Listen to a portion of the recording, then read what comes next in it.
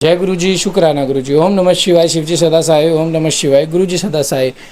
संगत जी, गुरु जी की ब्लेसिंग देखो, गुरु जी के साक्षात दर्शन देख लो, कितने प्यारे दर्शन हो रहे हैं संगत जी। शेषनाग के दर्शन देखो संगत जी, मैं आपको आकृति में दिखा रहा हूँ शेषनाग के दर्शन। ये देखो, ये देखो संगत जी, शेषनाग के साक्षात दर्शन हो रहे हैं संगत जी। गुरु जी के दरबार में शेषनाग के दर्शन।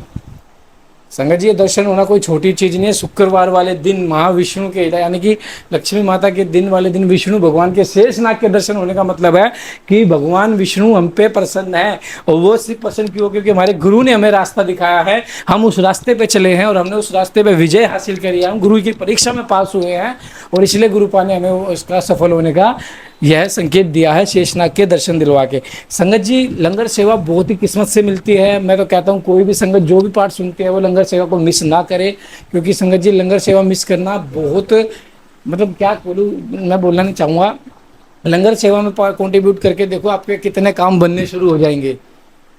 संगत जी, लंगर सेवा में कंट्रीब्यूशन करना स्टार्ट करो, देखना आपके कितने काम बनने शुरू हो जाएंगे।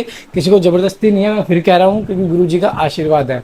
और संगत जी, गुरु जी का आशीर्वाद ज्ञानियों के रूप में बदलता है। संगत जी, जैसे अब लाइव आ रहे हैं, लाइव आके हम आपके काफ़ी सत्संग शेयर करते हैं, काफ़ी लोगों की लाइव अरदास लगती है। लाइव जब सत्संग होता है, जब गुरु जी के दर्शन होते हैं, तो गुरु जी के नए कितने प्यारे प्यारे सत्संग होंगे। बहुत प्यारे से शुक्राना मेरे गुरु का, बहुत बहुत शुक्राना आपका दर्शन देने के लिए। जय गुरु जी, शुक्राना गुरु जी, अंतम शुक्राना। संगत जी, पार्ट को एंड तक जरूर सुने, चैनल को सब्सक्राइब करें, बेल आइकन को प्रेस करें। जय गुरु जी, शुक्राना गुरु जी। जय गुरु जी। रुद्र संहिता प्रथम खंड। ऋषियों के प्रश्न के उत्तर में नारद ब्रह्मा संवाद की अवतारणा करते हुए सूर्य जी का उन्हें नारद मोह का प्रसंग सुनाना, काम विजय के गर्व से युक्त हुए नारद का शिव ब्रह्मा तथा विष्णु के पास जाकर अपने तप का प्रभाव बताना, जो विश्व की उत्पत्ति, स्थिति और लय आदि के एकमात्र कारण है। गौरी की राजकुमारी उमा के पति हैं, तवज्ञ हैं, जिनकी कीर्ति का नहीं अंत नहीं है, जो माया के आश्रय होकर भी उससे अत्यंत दूर हैं, तथा जिनका स्वरूप अचिंत्य है। उन विमल बोध स्वरूप भगवान शिव को मैं प्रणाम करती हूँ। वंदे शिवम त प्रकृते अनादिम प्रशांत एकम पुरुषोत्तम ही सब माया कृष्ण इदम ही सृष्टवा नभो वदंत बहिरा स्थितो। मैं स्वभाव से ही उन अनादि शांत स्वरूप एकमात्र पुरुषोत्तम शिव की वंदना करता हूँ, जो अपनी माया से इस संपूर्ण विश्व को सृष्टि करके आकाश की भांति उसके भीतर और बाहर भी स्थित हैं। वंदे अंतरस्थतम निज गुण रूपम शिवम सवतस्तुष्टम एदम विचष्टे जगन्ति नित्यम परितो भरमंती यथ सिंधु चुंबक लोहवतम। जैसे लोहा चुंबक से आकृष्ट होकर उसके पास ही लटका रहता है, उसी प्रकार ये सारे जगत संसार सदा सब और जिसके आसपास ही भ्रमण करते हैं। उन्होंने अपने ही इस प्रपंच को रचने की विधि बताई थी, जो सबके भीतर अंतर्यामी रूप से विराजमान है तथा जिनका अपना स्वरूप अत्यंत गूढ़ है। उन भगवान शिव की मैं सादर वंदना करता हूँ। व्यास जी कहते हैं कि जगत के पिता भगवान शिव, जगन माता कल्याणमयी पार्वती तथा उनके पुत्र गणेश जी को नमस्कार करके हम इस पुराण का वर्णन करते हैं। एक समय की बात है कि नैमिषारण्य में निवास करने वाले सौनक आदि सभी मुनियों ने उत्तम भक्ति भाव के साथ सूत जी से पूछा। ऋषि बोले, महाभाग सूत जी, विदेश्वर संहिता की जो साध्य साधन खंड नामवली शुभ एवं उत्तम कथा है, उसे हम लोगों ने सुन लिया। उसका आदि भाग बहुत ही रमणीय है तथा वह शिव भक्तों पर भगवान शिव का वात्सल्य स्नेह प्रकट करने वाली है। विद्वान, अब आप भगवान शिव के परम उत्तम स्वरूप का वर्णन कीजिए, साथ ही शिव और पार्वती के दिव्य चरित्र का पूर्ण रूप से श्रवण कराइए। हम पूछते हैं कि निर्गुण महेश्वर लोक में सगुण रूप कैसे धारण करते हैं। हम सब लोग विचार करने पर भी शिव के तत्व को नहीं समझ पाते। सृष्टि के पहले भगवान शिव किस प्रकार अपने स्वरूप से स्थित होते हैं, फिर सृष्टि के मध्यकाल में वे भगवान किस तरह क्रीड़ा करते हुए सम्यक व्यवहार बर्ताव करते हैं, और सृष्टि कल्प का अंत होने पर वे महेश्वर देव किस रूप में स्थित रहते हैं। लोक कल्याणकारी शंकर कैसे प्रसन्न होते हैं, और प्रसन्न हुए महेश्वर अपने भक्तों तथा दूसरों को कौन सा उत्तम फल प्रदान करते हैं। यह हम सब हमसे कहिए। हमने सुना है कि भगवान शिव शीघ्र प्रसन्न हो जाते हैं। वे महान दयालु हैं, इसलिए अपने भक्तों का कष्ट नहीं देख सकते। ब्रह्मा, विष्णु और महेश ये तीन देवता शिव के ही अंग से उत्पन्न हुए हैं। उनके पारकट्य की कथा तथा उनके विशेष चरित्रों का वर्णन कीजिए। प्रभु, आप उमा के आविर्भाव और विवाह की भी कथा कहिए, विशेषतः उनके गृहस्थ धर्म का और अन्य लीलाओं का भी वर्णन कीजिए। निष्पाप सूत जी, हमारे प्रश्न के उत्तर में आपको ये सब तथा दूसरी बातें भी अवश्य कहनी चाहिए। सूत जी ने कहा कि मुनीश्वर, आप लोगों ने बड़ी उत्तम बात पूछी है। भगवान सदाशिव की कथा में आप लोगों की जो आंतरिक निष्ठा हुई है, इसके लिए आप धन्यवाद के पात्र हैं। ब्राह्मणों, भगवान शंकर का गुण अनुवाद सात्विक, राजस और तामस तीनों ही प्राकृत के प्रकृति के मनुष्य को सदा आनंद प्रदान करने वाला है। पशुओं की हिंसा करने वाले निष्ठुर कसाई के सिवा दूसरा कौन पुरुष है उन गुणवान गुणा अनुवाद को सुनने से उब सकता है जिसके मन में कोई तृष्णा नहीं है।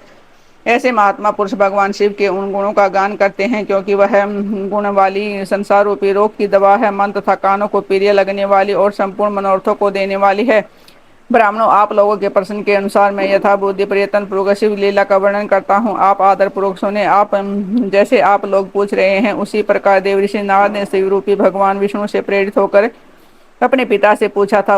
अपने पुत्र नारद का प्रश्न सुनकर शिव भगत ब्रह्मा जी का चित्त प्रसन्न हो गया और वे उन्हें मुनि शिरोमणि को हर्ष प्रदान करते हुए प्रेम पूर्वक भगवान शिव के यश का ज्ञान करने लगे। एक समय की बात है, मीनो मुनि शिरोमणि मुनिवर नारद ने, जो ब्रह्मा जी के पुत्र हैं, विनीत चित्त से हो तपस्या में मन लगा। हिमालय पर्वत में कोई एक गुफा थी जो बड़ी शोभा से संपन्न दिखाई देती थी। उनके निकट देव नदी गंगा निरंतर वेग पूर्वक बहती थी। वहाँ एक महान दिव्य आश्रम था जो नाना प्रकार की शोभा से सुशोभित था। दिव्य दर्शी नारद जी तपस्या करने के लिए उसी आश्रम में गए। उस गुफा को देखकर मुनिवर नारद जी बड़े प्रसन्न हुए और सुदीर्घ काल तक यहाँ तपस्या करते रहे। उनका अनंत कर्ण शोध था। वे दृढ़ता पूर्वक आसन बांधकर मौन हो परिणाम पूर्वक समाधि में स्थित हो गए। ब्राह्मण, मैंने वह समाधि लगाई जिसमें ब्रह्मा का साक्षात्कार करने वाला अहम ब्रह्मास्म में यह विज्ञान प्रकट होता है। मुनिवर नारद जी जब इस प्रकार तपस्या करने लगे उस समय वह समाचार पाकर देवराज इंद्र कांप उठे। वे मानसिक तपस्या संताप से भी हिल हो गए और ये नारद मुनि मेरा राज्य लेना चाहते हैं। मन ही मन ऐसा सोचकर इंद्र ने उनकी तपस्या में विघ्न डालने के लिए प्रयत्न करने की इच्छा की। उस समय देवराज ने अपने मन से कामदेव का समन किया। समन करते ही कामदेव आ गए। महेंद्र ने उन्हें नारद जी की तपस्या में विघ्न डालने का आदेश दिया। यह आज्ञा पाकर कामदेव वसंत को साथ ले बड़े गर्व से उस स्थान पर गए और अपना उपाय करने लगे। उन्होंने वहां से ही अपनी सारी कलाएं रच डाली। वसंत ने भी मदमत होकर अपना प्रभाव अनेक प्रकार से प्रकट किया। मुनिवर कामदेव और वसंत के अथक प्रयत्न करने पर भी नारद मुनि के चित्त में विकार नहीं उत्पन्न हुआ। महादेव जी के अनुग्रह से उन दोनों का गर्व चूर्ण हो गया। सोनक आदि महर्षियों ऐसा होने में जो कारण था उसे आदर पूर्वक सुनो। महादेव जी की कृपा से ही नारद मुनि पर कामदेव का कोई प्रभाव नहीं पड़ा। पहले उसी आश्रम में काम शत्रु भगवान शिव ने उत्तम तपस्या की थी और वही उन्होंने मुनियों की तपस्या का नाश करने वाले कामदेव जी को शीघ्र ही भस्म कर डाला था। उस समय रति ने कामदेव को पुनः जीवित करने के लिए देवताओं से प्रार्थना की थी। तब देवताओं ने समस्त लोगों का कल्याण करने वाले भगवान शंकर से याचना की। उनकी याचना करने पर वे बोले, देवताओं कुछ समय व्यतीत होने के बाद कामदेव जी तो हो जाएंगे, परंतु यहाँ उनका कोई उपाय नहीं चल सकेगा। अमरगण यहाँ खड़े होकर लोग चारों ओर जितने दूर तक की भूमि को नेत्र से देख पाते हैं वहां तक कामदेव के बाणों का प्रभाव नहीं चल सकेगा, इसमें संशय नहीं है। भगवान शंकर की सुक्ति के अनुसार उस समय वहां नारद जी के प्रति कामदेव का निजी प्रभाव मिथ्या सिद्ध हुआ। वे शीघ्र ही स्वर्गलोक में इंद्र के पास लौट गए। वहां कामदेव ने अपना सारा वृत्तांत और मुनि का प्रभाव कह सुना। तत्पश्चात इंद्र की आज्ञा से वे वसंत के साथ अपने स्थान को लौट गए। उस समय देवराज इंद्र को बड़ा विस्मय होने नारद जी की भूरी भूरी प्रशंसा की, परंतु शिव की माया से मोहित होने के कारण वे उस समय पूर्व वृत्तांत को समझ न कर सके। वास्तव में इस संसार के भीतर सभी प्राणियों के लिए शंभु की माया को जानना अत्यंत कठिन है। जिसने भगवान शिव के चरणों में अपने आप को समर्पित कर दिया है उस भक्त को छोड़कर शेष सारा जगत उसकी माया से मोहित हो जाता है। नारद जी भी भगवान शंकर की कृपा से वहां चिरकाल तक तपस्या में लगे रहे। जब उन्होंने अपनी तपस्या को पूर्ण हुई समझा तब वे मुनि उससे विरत हो गए। कामदेव पर मेरी विजय हुई ऐसा मानकर उस मुनि के मन में व्यर्थ ही गर्व हो गया। भगवान शिव के माया से मोहित होने के कारण उन्होंने यथार्थ बात का ज्ञान नहीं रहा। वे यह नहीं समझ सके कामदेव के पराजित होने में भगवान शंकर का प्रभाव ही कारण है। उस माया से अत्यंत मोहित मुनि शिरोमणि नारद अपना काम विजय संबंधी वृत्तांत बताने के लिए तुरंत ही कैलाश पर्वत पर गए। उस समय वे विजय के मद से उन्मुख हो रहे थे। वहां रुद्रदेव को नमस्कार करके गर्व से भरे हुए मुनि ने अपने आप को महात्मा मानकर था अपने ही प्रभाव से कामदेव पर अपनी विजय हुई समझकर उनसे सारा वृत्तांत कह सुनाया। वह सब सुनकर भक्त वत्सल भगवान शंकर नाथ जी से, जो अपनी ही माया से मोहित होने के कारण काम विजय के यथार्थ कारण को नहीं जानते थे और अपने विवेक को भी खो बैठे थे, कहा। रुद्र बोले, ताते नाद तुम बड़े विद्वान हो, धन्यवाद के बात हो मेरे, परंतु मेरी इस बात को ध्यान देकर सुनो। अब से फिर कभी ऐसी बात भी न कहना, विशेषतः भगवान विष्णु के सामने इनकी चर्चा कदापि न करना। तुमने मुझसे से अपना जो वृत्तांत बताया है उसे पूछने पर भी दूसरों के सामने न कहना। यह सिद्धि संबंधी वृत्तांत सर्वथा गुप्त रखने योग्य, हम इसे कभी किसी पर प्रकट नहीं करना चाहिए। तुम मुझे विशेष प्रिय हो, इसलिए अधिक जोर देकर मैं तुम्हें दीक्षा शिक्षा देता हूँ और इसे कहने की आज्ञा देता हूँ, क्योंकि तुम भगवान विष्णु के भगत हो और उनके भगत होते हुए मेरे अत्यंत अनुगामी हो। इस प्रकार बहुत कुछ कहकर संसार की सृष्टि करने वाले भगवान रुद्र ने नारद जी को शिक्षा दी। अपने वृत्तांत को गुप्त रखने के लिए उन्होंने समझाया बुझा, परंतु वे शिव की माया से मोहित थे, इसलिए उन्होंने उनकी दी हुई शिक्षा को अपने लिए हित कर नहीं माना। तदंतर मुनि शिरोमणि नारद ब्रह्मलोक में गए। वहां ब्रह्मा जी को नमस्कार करके उन्होंने कहा कि पिताजी, मैंने अपने तपोबल से कामदेव को जीत लिया है। उनकी यह बात सुनकर ब्रह्मा जी ने भगवान शिव के चरणारविंदों का चिंतन किया और सारा कारण जानकर अपने पुत्र को यह सब कहने से मना किया, परंतु नारद जी शिव की माया से मोहित थे, अतः उनके चित्त में मध्य का अंकुर जम गया था, उनकी बुद्धि मारी गई थी। इसलिए नारद जी अपना सारा वृतांत भगवान विष्णु के सामने कहने के लिए वहां से शीघ्र ही विष्णु लोक में गए। नारद मुनि को आते देख भगवान विष्णु बड़े आदर से उठे और शीघ्र ही आगे बढ़कर उन्हें मुनि को हृदय से लगा लिया। मुनि के आगमन का क्या हेतु है, इससे उन्हें पहले से ही पता था। नारद जी को अपने आसन पर बिठाकर भगवान शिव के चरणारविंदों का चिंतन करके श्री हरि ने उनसे पूछा, भगवान विष्णु बोले, तात कहाँ से आते हो, इसलिए यहाँ किस लिए तुम्हारा आगमन हुआ है। मुनि श्रेष्ठ, तुम धन्य हो, तुम्हारे शुभ आगमन से ये मैं पवित्र हो गया हूँ। भगवान विष्णु का यह वचन सुनकर गर्व से भरे हुए नारद मुनि मद से मोहित होकर अपना सारा वृत्तांत बड़े अभिमान के साथ कह सुनाया। नारद मुनि का यह अहंकार युक्त वचन सुनकर मन ही मन भगवान विष्णु ने अपनी काम विजय के यथार्थ कारण को पूर्ण रूप से जान लिया। तत्पश्चात विष्णु श्री विष्णु बोले, मुनि श्रेष्ठ, तुम धन्य हो, तपस्या के तो भंडारी हो, तुम्हारा हृदय भी बहुत बड़ा है। मुने जिसके भीतर भक्ति ज्ञान और वैराग्य नहीं होते, उसी के मन में समस्त दुखों को देने वाला काम मोह आदि विकार शीघ्र उत्पन्न होते हैं। तुम तो नैष्ठिक ब्रह्मचारी हो, सदा ज्ञान वैराग्य से युक्त रहते हो, फिर तुम में काम विकार कैसे आ सकता है। तुम तो जन्म से ही निर्विकार तथा शुद्ध बुद्धि वाले हो। श्री हरि की कही हुई ऐसी बहुत सी बातें सुनकर मुनि शिरोमणि नारद जोर जोर से हंसने लगे और मन ही मन भगवान को प्रणाम करके इस प्रकार बोले, नारद जी ने कहा है, स्वामी अब मुझ पर अपने आप की कृपा है, तब बेचारा कामदेव अपना क्या प्रभाव दिखा सकता है। ऐसा कहकर भगवान के चरणों में मस्तक झुकाकर इच्छा अनुसार विचरने वाले नारद मुनि वहां से चले गए।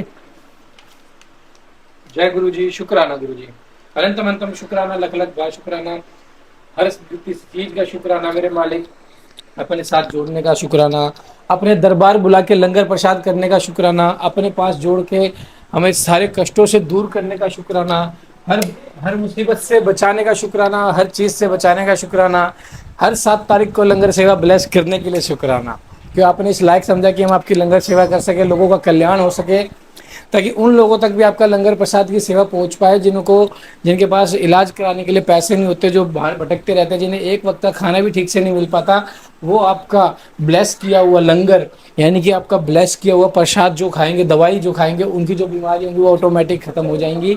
इस सेवा को देने के लिए आपका बहुत बहुत शुक्राना।